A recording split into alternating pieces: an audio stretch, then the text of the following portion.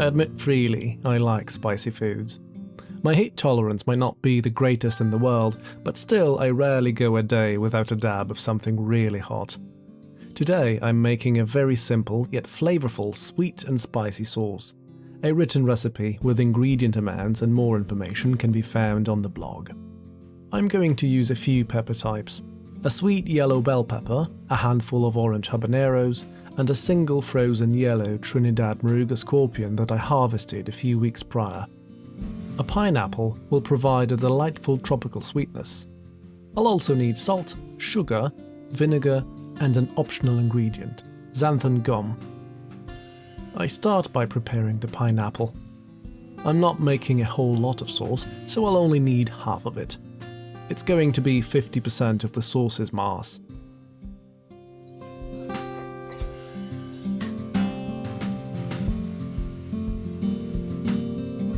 I slice off the bottom. Then I slice the peel off of the sides.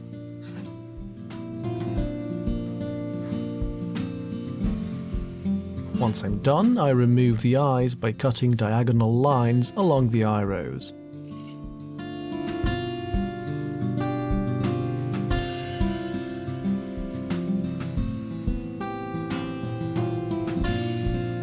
Finally, I remove the core.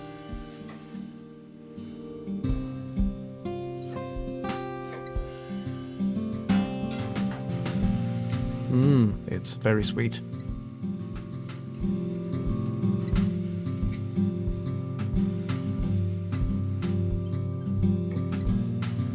I happen to have prepared a tad too much, which means there's another piece for me.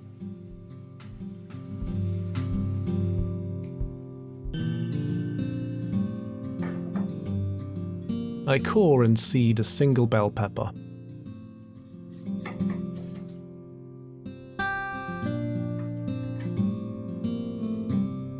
Then I roughly dice it.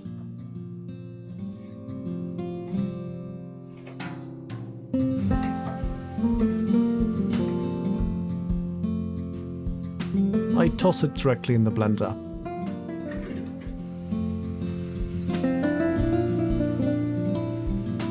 While I'm at it, I also chop and toss in the pineapple.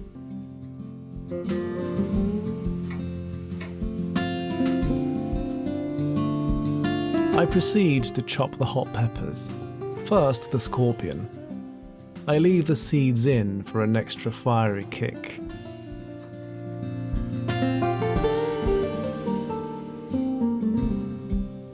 Then I repeat the process with the habaneros.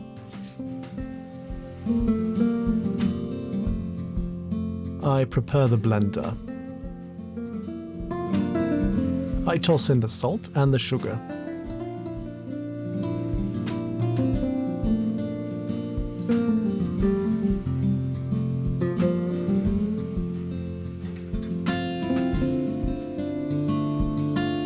I also pour in the vinegar to thin down the mixture. The blender will have an easier job this way.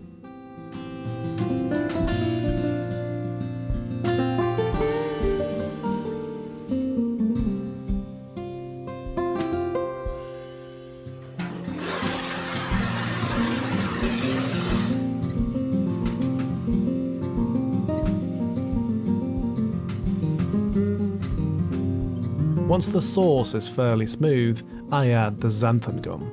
This will ensure the sauce's liquid and solid parts don't separate.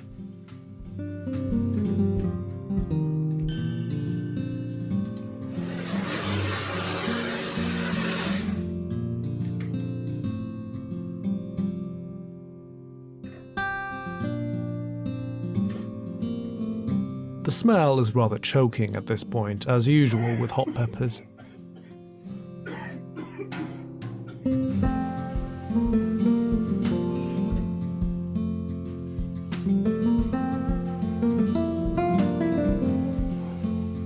I give it a quick taste before the next step. It's very tasty, although maybe a tad too sweet. Perhaps I shouldn't have added the sugar straight away. Oh well. Xanthan gum is created by the bacteria Xanthomonas campestris via fermentation of glucose and sucrose. It is a polysaccharide that behaves similarly to dietary fiber.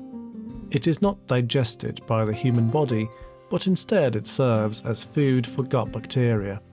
It's perfectly safe for consumption. I pour the sauce into a pan. This isn't a fermented sauce, but the raw ingredients would have brought a lot of bacteria in. With all the carbs from the peppers, the pineapple and the sugar, the sauce would start fermenting immediately. I don't want that.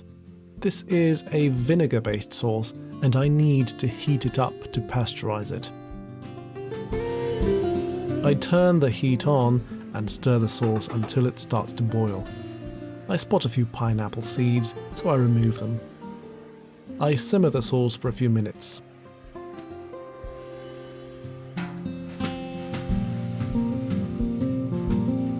Once the sauce has simmered for long enough, I prepare a few clean jars.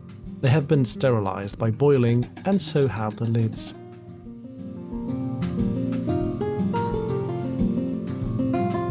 Using a funnel and a ladle with a spout, I fill the first jar.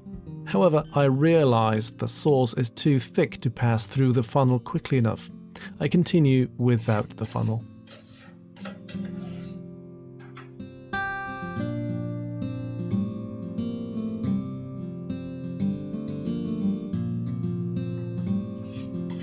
I managed to fill 5 jars.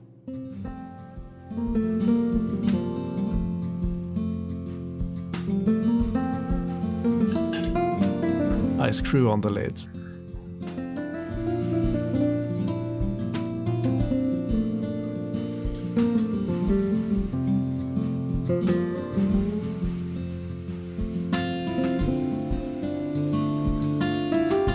Time to give the sauce another taste.